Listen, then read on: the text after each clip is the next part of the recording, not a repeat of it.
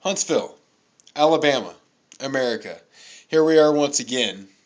And today let's talk about responsibility and owning up to one's actions.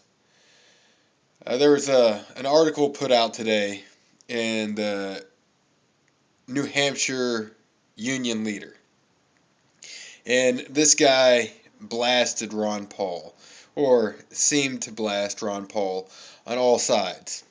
First, he said that Ron Paul says that the United States is a leading agent of evil and injustice around the world. Is he wrong on that? Over the past 60 years, our foreign policy has been one of militaristic aggression and intimidation. Not only have we directly, with our own weapons and troops, killed thousands, hundreds of thousands of people. With our sanctions, we've killed hundreds of thousands, starved out people. With the weapons that we've supplied to other countries to try to stabilize the region, we've killed hundreds of thousands. We've killed directly and indirectly through our aid and supplies millions of people in the past 60 years. And now we want to kill more in Iran. We want to kill more in Iran. I overheard some of my coworkers today say that we need to nuke the Middle East and turn it to glass. I don't know if you've ever seen dead people before. People that have been killed. One's horrific. Imagine millions of people at the push of a button, at the pull of a lever,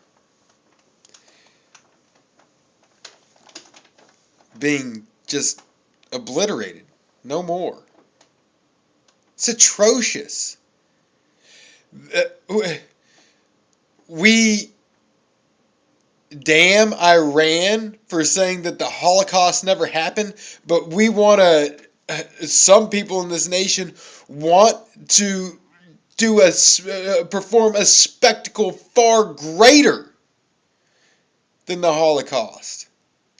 And not only just kill the people, but irradiate an entire region of this planet.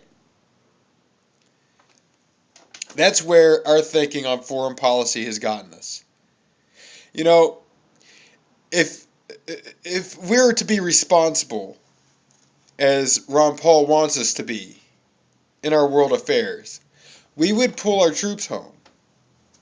Now, a lot of people say that this is a dangerous move because there's a vacuum is going to be created, and I addressed this before. And it is dangerous to a degree, but it's the most responsible course of action. Because if we don't do it now, and here comes the fear mongering, this is the peaceful fear mongering. If we don't do it now, things are going to escalate to a point where nobody's going to trust anybody ever, and we're going to get to some mild apocalyptic state of affairs in the world, and a lot more people are going to die. A large portion of the people in this world are going to die because we're going to become so paranoid that we're going to kill ourselves. But it doesn't have to come to that. Now, a lot of trust. It's going to take a long time for the trust to build up, because if somebody shoots your entire family in front of you and then has this coming to Jesus moment just before they shoot you, and they put their gun away and they say, "I'm sorry," it's going to take a long time and a lot of convincing for you to believe them, because they still have that gun in their pocket and they can pull it out at any time. That's where we are right now. If we pull our military out of the world, out of Afghanistan, out of the Persian Gulf, out of the Indian Ocean, out from around China, out from south of North Korea, out of South Korea actually, out of Okinawa, out of the rest of the world, Italy, Germany, Spain, Iceland. Iceland, we have troops in Iceland. Out of every base in the world and bring them home. It's going to take a lot of time to build that trust. Is that dangerous? It's not as dangerous as escalating violence in an area where the people there have done us no violence. At least, at least, well, we haven't attacked the nation whose people have done us violence in this nation, in this country, in New York, in Pennsylvania, and in Washington in the past, well, that's 11 years ago now.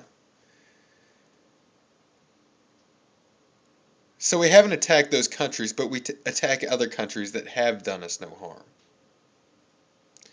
So we need to own up to our mistakes of the past and accept responsibility for the actions that we've taken and the consequences which have come from those actions. Okay, so that's point one. A leading agent of evil and injustice in the world. Where can we go from this? Iran sees us. The same author of the article in the New Hampshire Union Leader says that Iran sees us as a satanic power, a satanic state. We've been so bad to Iran over the past 60 years. It's really not even a bad thing for them to say that we're a satanic power. We've overthrown their government. We've starved them out. We're flying our warplane or our drones, not warplanes. Who knows? We may be flying our warplanes and patrolling over their skies.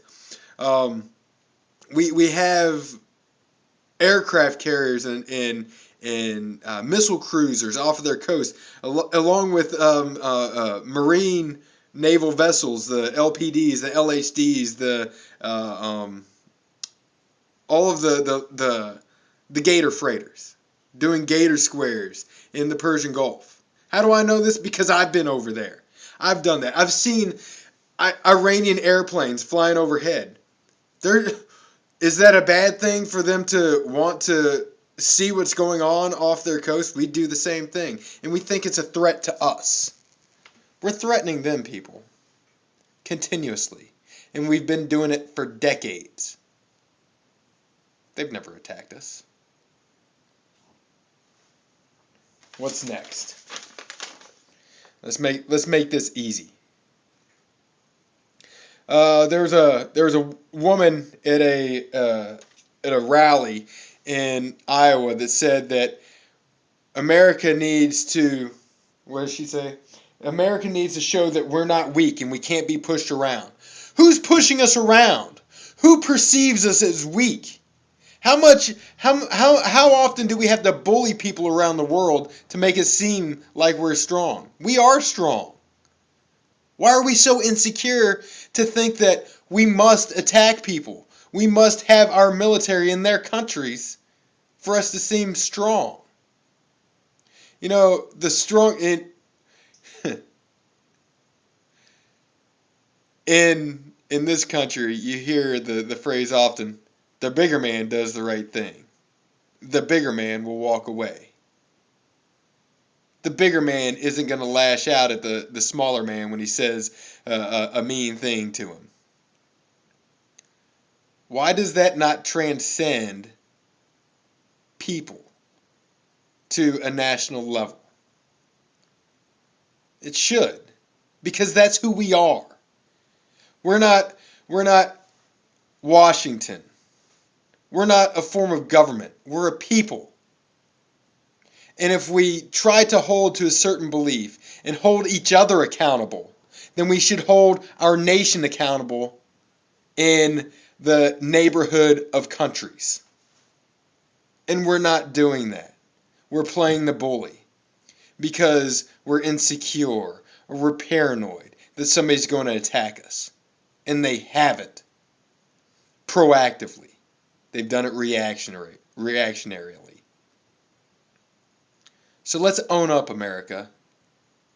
Let's own up. Let's find somebody who is willing to say the hard things to us and not tell us the things that we want to hear and try just to get elected for the sake of getting elected, to keep the strong in power, to keep your rights in their pockets, to erase your rights from the Bill of Rights, to trample upon the Constitution, to put you in jail if they want to put you in jail, to be able to snoop on you whenever they want to snoop on you. To look at your financial records, to look at your library records, to look at the things that you're watching on TV, on the internet, your email, what you're trading with your friends. You want to trade a music file with your friend? Fine. You're cut off from the internet. These are the people that you're trying to elect.